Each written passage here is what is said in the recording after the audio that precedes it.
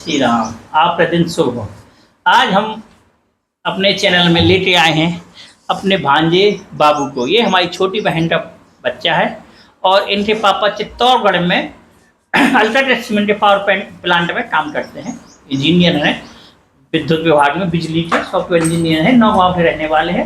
नौगांव से उन्होंने पढ़ाई की है।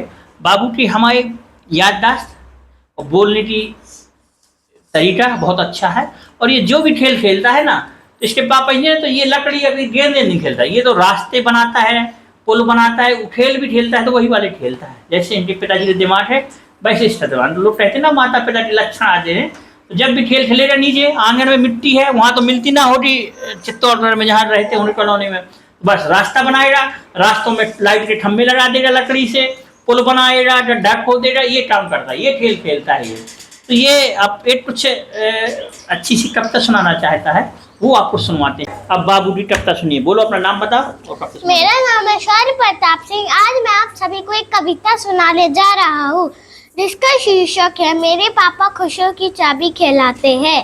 पापा मेरे पापा खुशियों की चाबी कहलाते हैं। जब रहते हैं घर पर तो हमको खूब हंसाते हैं, पर जाते ही ड्यूटी पूरे घर को सुना कर जाते हैं। ना होकर भी घर पर अपना एहसास दिलाते हैं। पापा मेरे पापा खुशियों की चाबी कहलाते हैं। हमको एयर कंडीशनिंग में बैठाकर खुद तपती धूप में ड्यूटी जाते हैं। अगर थोड़ी सी भी धूल लग जाए हमारे कपड़े पर तो घुटनों के बल बैठकर उसे छुटाते हैं, पर खुद की फिक्र कहाँ है उन्हें, रोज धूल मिट्टी में सन कर आते हैं। हम चैन से सो पाए उसके लिए खुद को दिन रात जगाते हैं। पापा मेरे पापा खुशियों की चाबी कहलाते हैं। कभी कभी करते हैं गुस्सा और डांट भी लगाते हैं, पर देख हमारे चेहरे की उदासी पल भर में मुस्कुरा जाते हैं। हमें बढ़ाने को आगे खुद को रोज खपाते हैं। हमारी खुशी खरीदने के लिए खुद रोज खरीदते जाते हैं। पापा मेरे पापा खुशियों की चाबी कहलाते हैं। बारिश में मुझे रेनकोट पहनाकर खुद भीगते हुए स्कूल आते हैं। भले ही अपने लिए कुछ न ले, पर हमको हर संडे शॉपिंग कराते हैं। अगर माँ हो जाए थोड़ा भी गुस्सा तो मूवी भी ले जाते हैं। अलादीन का चिराग तो सिर्फ 3 विश पूरी करता है, पर मेरे पापा मेरे लिए हर रोज सेंटा क्लॉज बनकर आते हैं।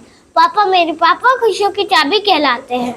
और अंत में 2 लाइनें मैं दुनिया के सारे पिताओं के सम्मान में बोलना चाहूँगा कि कभी मत कहना अपने पिता से कि माँ ने तो हमें जन्म दिया है पर आपने हमारे लिए क्या किया है, क्योंकि जिम्मेदारियों के बोझ में दबे हुए पिता चाह कर भी माँ जितना समय नहीं दे पाते हैं।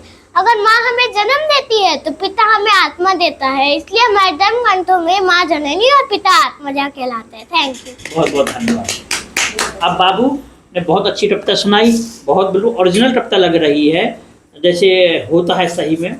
बाकी माँ के प्रति तो बहुत सी कविताएं सुनी, कुछ पिता की कविता भी सही है। अब बाबू कुछ मंत्र और सुना दो, कुछ अपने जो तुम्हें आते हो। यदा यदा ही धर्मस्य जायते आय ओम त्र्यंबकम यजामहे सुगंधम पुष्टिवर्धनम उर्वारुकमिवंदनाय मृत्युमुक्षीमामृता। ओम भूर्भुवः स्वः तत्सवितुर्वरेण्यं भर्गो देवस्य धीमहि धियो यो न प्रचोदयात्। ये जैसे पढ़ते हैं, किताबें पढ़ते हैं या जो भी पढ़ते हैं तो वो तो ज्ञान है किताब, लेकिन जो अपनी वेद शास्त्र संस्कृति है, अपना सनातन धर्म है, उसकी शिक्षा लेना भी बहुत है। बड़े बड़े स्कूलों में इंग्लिश मीडियम में ये हर चीज़ कराते हैं, वो बच्चों को शिक्षा देते हैं।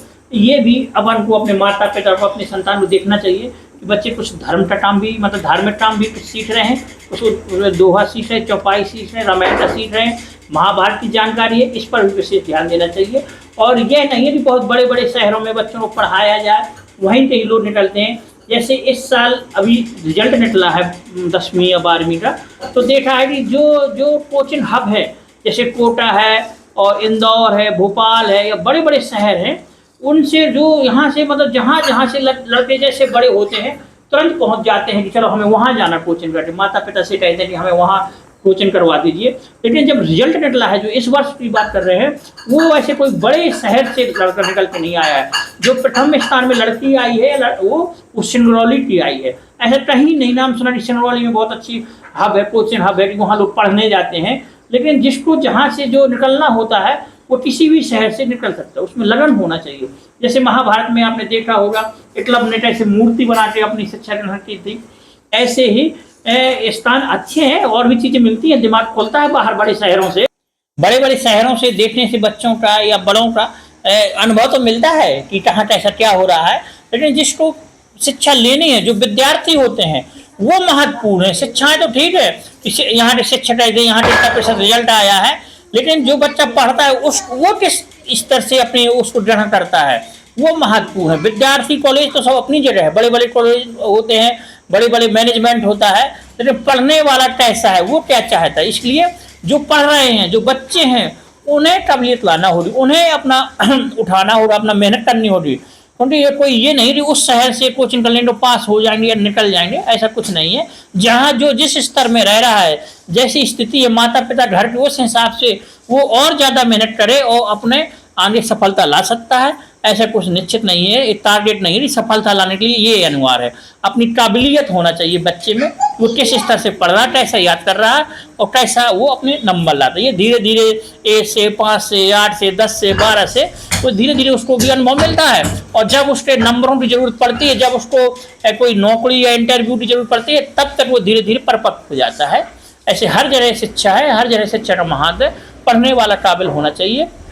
इसी सब के साथ यही कहना चाहते हैं, छोटे छोटे बच्चों से ही अपने जो यही बच्चे हैं, यही अपने भाग विधाता हैं भारत के। नए नए बच्चे, कोई इस शहर से, कोई उस शहर से, कोई इस गांव से, कोई उस गांव से, कैसे उनके माता पिता कैसे संस्कार देते हैं परिवार वाले, उनके माता पिता की जैसी शिक्षा है उसके हिसाब से धीरे धीरे बच्चे बढ़ते हैं और अपने निकल कर, शिक्षा की बदौलत निकल कर बाहर आते हैं और नाम अपना, अपने गाँव का, अपने समाज का और अपने स्थान का, शहर का, प्रदेश का नाम रोशन करते हैं। जय गुरुदेव, जय श्री राम।